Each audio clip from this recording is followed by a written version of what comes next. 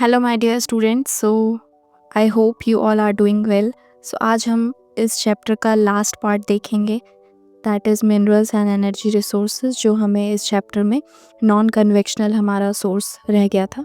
ठीक है, तो लेट्स बिगिन। सबसे पहला हम देखेंगे नॉन कन्वेक्शनल रिसोर्सेज। ठीक है, यानी पिछली क्लास में हमने पिछले पार्ट में कन्वेक्शनल रिसोर्सेज देखा था, जिसमें हमने कोल, पेट्रोल। तो अगर आपने वो वीडियो नहीं देखी है तो प्लीज़ वॉच दिस वीडियो। ठीक है, तो पहले आप वो वीडियो देख लीजिए जाके, तब आप इसे क्या आगे देखेंगे तो आपको समझ आएगा। स्टार्ट करते हैं फर्स्ट से, न्यूक्लियर और एटॉमिक एनर्जी। इसमें हम सबसे पहले इस एनर्जी को पढ़ेंगे। इसका ये मतलब है कि ये थोड़ा केमिकल के उसके पॉइंट ऑफ व्यू से है। It is obtained by altering the structure of atoms.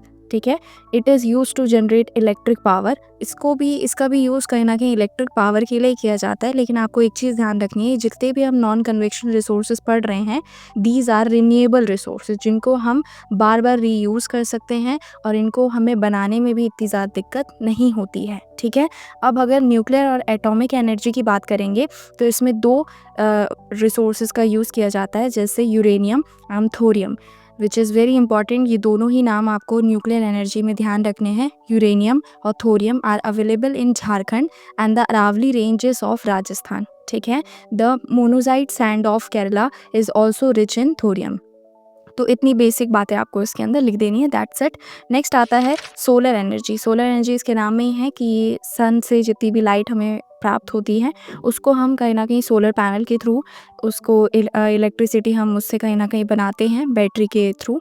इसमें आपको ध्यान रखना है, India is a tropical country, यानी इंडिया के पास सन की लाइट बहुत ज़्यादा आती है। ठीक है, India is a tropical country होने की वजह से हमारे पास सन की लाइट जो है बहुत ज़्यादा मात्रा में है, तो हमें उसे यूज़ करना चाहिए। Therefore it has enormous possibilities of tapping solar energy. इसीलिए हमारे पास बहुत ज़्यादा पॉसिबिलिटीज़ हैं सोलर एनर्जी को जनरेट करने के लिए। ठीक है, photovoltaic technology convert sunlight directly into electricity, यानी ये जो टेक्नोलॉजी है ये सनलाइट को डायरेक्टली इलेक्ट्रिसिटी में कन्वर्ट कर देती है, जिससे कि हम उसका यूज़ इलेक्ट्रिसिटी में कर पाएंगे। ठीक है, solar energy is fast becoming popular in rural areas and remote areas, which help in minimising the dependence of rural household on firewood and dung cakes that will contribute to environment conservation।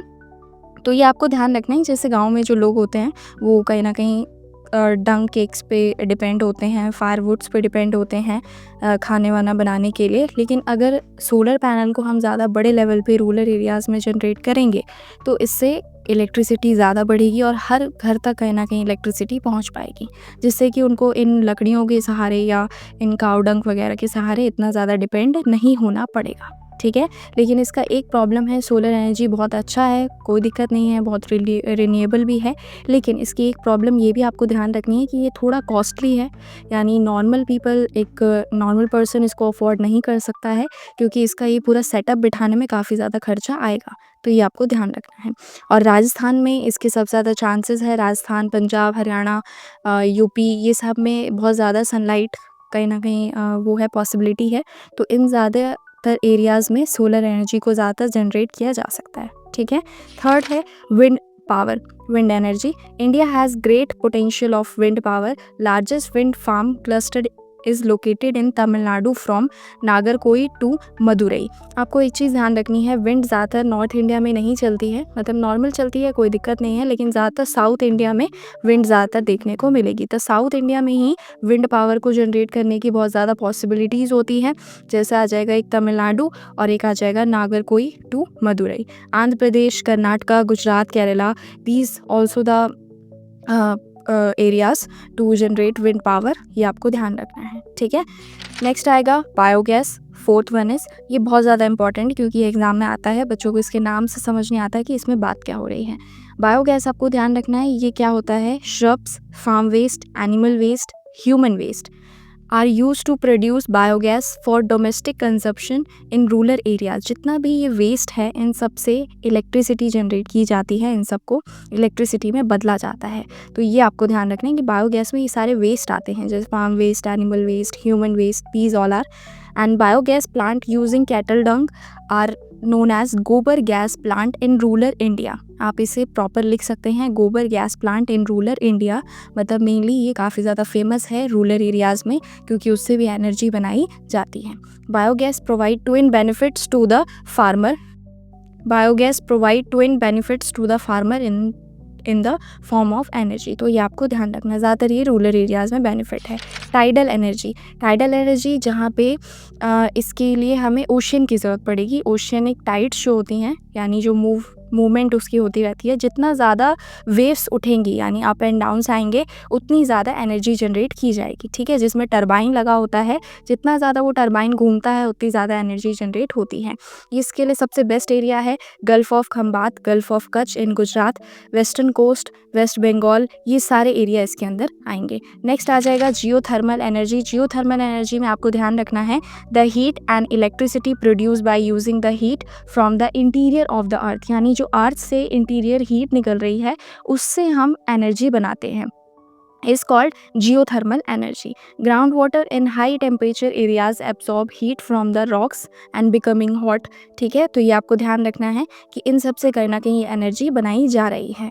It is so hot that when it rises to earth's surface, it turn into steam. यानी वो भाप बन के कहीं ना कहीं उड़ जाते हैं। तो ये सारी चीज़ें इसके अंदर आएंगी। नेक्स्ट आ जाएगा कंजर्वेशन ऑफ रिसोर्सेज। ये टॉपिक मैं पिछली वीडियो में भी करवा चुकी हूँ कि हमें रिसोर्सेज को बचाना कैसे चाहिए। मेनली आप इसमें यही लिख सकते हैं कि सस्टेनेबल डेवलपमेंट को बढ़ावा देना चाहिए, जैसे solar energy, wind energy, biogas, these all are. और हमें आगे फ्यूचर जनरेशन के लिए इस रिसोर्सेज को बचाए रखना है ताकि वो भी इसका यूज़ कर सके। और जितने हमारे पास रिन्यूएबल रिसोर्सेज हैं उनको हमें ज़्यादा से ज़्यादा यूज़ करना है, जिससे कि हमारी जो नॉन रिन्यूएबल रिसोर्सेज हैं, कोल, पेट्रोल, नेचुरल गैस, इन पे हमारा डिपेंड जितना भी हो रखा है वो कम हो जाए। नेक्स्ट आप लिख सकते हैं कि जितने भी हमारे पास रिसोर्सेज हैं उनका हमें ट्रेड नहीं करना चाहिए, ट्रेड करने से थोड़ा बचना चाहिए, क्योंकि हमारे पास ऑलरेडी रिसोर्सेज कम हैं। उसको अगर हम बाहर की कंट्रीज़ में ट्रेड कर देंगे तो ये हमारे लिए ही काफ़ी ज़्यादा लॉस होगा। ठीक है, तो ये चैप्टर आज कंप्लीट हो चुका है। Thanks for watching. Please like, share, subscribe to our channel.